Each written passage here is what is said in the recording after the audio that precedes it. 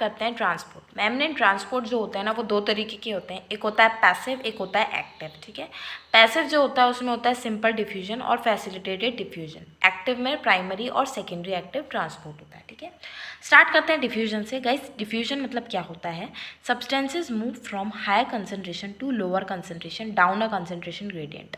जो कुछ सब्सटेंसेज होते हैं, मेजरली सल्यूट मॉलिक्यूल्स, वो अपने हाई कंसनट्रेशन से लो कंसनट्रेशन में मूव करते हैं डाउन अ कंसनट्रेशन ग्रेडियंट। उस प्रोसेस को हम बोलते हैं डिफ्यूजन। ठीक है, एग्जांपल्स क्या होते हैं इसमें? हमारे गैसेस आते हैं, carbon dioxide, oxygen, water, food substances, waste etcetera.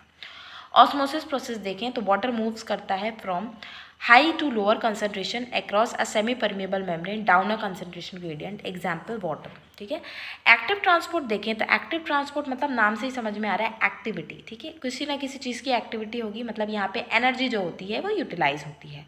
Substances move from low to higher concentration up a concentration gradient. Examples आते हैं मिनरल्स इनटू प्लांट रूट्स। ठीक है, जहाँ पे एटीपी की एनर्जी मतलब लगती है। एक इम्पॉर्टेंट पॉइंट गाइस, कि जो पोटेशियम का कंसनट्रेशन होता है वो सेल के अंदर ज़्यादा होता है और बाकी इन चीज़ों का कंसनट्रेशन बाहर होता है। ठीक है, ये चीज़ याद रखना। अब परमेबिलिटी क्या होती है प्लाज्मा मेम्ब्रेन के थ्रू? ठीक है, प्लाज्मा मेम्ब्रेन के थ्रू अगर हमें किसी सब्सटेंस को मूव करवाना है, ठीक है, तो वो परमेबल है या नहीं है, इसको हम कैसे याद रखेंगे? तो सबसे पहले आते हैं हमारे हाइड्रोफोबिक मॉलिक्यूल्स। ठीक है, हाइड्रोफोबिक मॉलिक्यूल्स जो होते हैं वो ज़्यादा परमेबल होते हैं, जो कि पास करते हैं, जैसे oxygen, carbon dioxide, nitrogen, steroid hormones, ये सब परमेबल होते हैं, मतलब ये पास कर सकते हैं। इनके बाद आते हैं स्मॉल अनचार्ज पोलर मॉलिक्यूल्स, जैसे वाटर, यूरिया, ग्लिसरॉल, है ना, NH3, ये सब।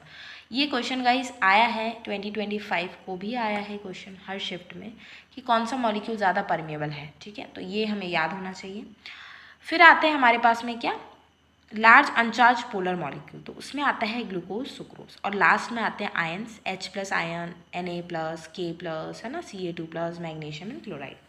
So because of its hydrophobic interior, the lipid bilayer of the cell membrane restricts the passage of most polar molecules. This barrier functions allows the cell to maintain concentration of solutes in its cytosol that differ from those in the extracellular fluid and in each of the extracellular membrane enclosed compartments. To benefit from the behavior, however, cells have had to evolve ways of transferring specific water-soluble molecules and ions across their membrane in order to ingest essential nutrients, excrete metabolic waste products, and regulate intracellular ion concentration. Cell use specialized membrane transport proteins to accomplish their goal. क्या होता है इसका मतलब? कि देखो, plasma membrane जब हम पढ़ रहे थे तो मैंने आपको बताया था कि प्लाज्मा मेम्ब्रेन जो होती है ना वो सिलेक्टिवली परमिएबल